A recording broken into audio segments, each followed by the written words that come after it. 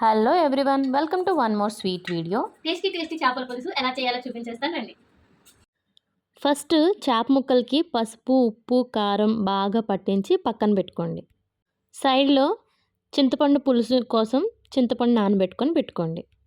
ఇప్పుడు ఒక వెడల్పుగా ఉన్న ప్యాన్ తీసుకొని దానిలో కొంచెం ఆయిల్ వేసుకొని, ఆయిల్ వేడెక్కాక కొంచెం ఆవాలు వేసి అవి కొంచెం చిటపటమన్నాక బాగా సన్నగా తరిగిన ఉల్లిపాయలు అండ్ పచ్చిమిర్చి వేసుకొని బాగా ఫ్రై చేసుకోండి.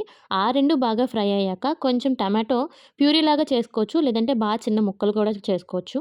అది కూడా బాగా ఫ్రై అయ్యాక ఉప్పు, కారం వేసుకొని బాగా ఫ్రై చేసుకోండి. ఇది కూడా ఫ్రై అయ్యాక చింతపండు పులుసు కూడా వేసేసుకోండి. పులుసు బాగా మరగాలి, ఆయిల్ పైకి తేలేంత వరకు. తర్వాత చేప ముక్కలు తీసి వరుసగా దానిలో జాగ్రత్తగా సర్దుకోండి. ఈలోపు ఒక బౌల్ తీసుకొని దానిలో మెంతులు, ధనియాలు, జీలకర్ర, ఆవాలు, 2 ఎండుమిర్చి వేసి దోరగా వేయించి పౌడర్ చేసుకొని పక్కన పెట్టుకోండి. ఈ పౌడర్ని మరుగుతున్న పులుసులో పైన అలా అలా జల్లండి.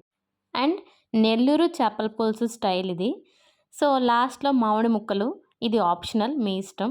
అండ్ కొత్తిమీర జల్లితే మన వేడివేడి పులుసు అయితే రెడీ అయిపోయింది. అలా వేడివేడి అన్నంలో ఆ వేడివేడి పులుసు వేసుకొని తింటూ ఉంటే సూపర్ ఉందండి. అసలు పులుసు చాలా బాగుంది. ఇది చల్లారాక కూడా చాలా బాగుంటుంది. 2 డేస్ వరకు నిల్వ ఉంటుంది. రెసిపీ నచ్చితే మీరు కూడా ఒక్కసారి ట్రై చేసేయండి.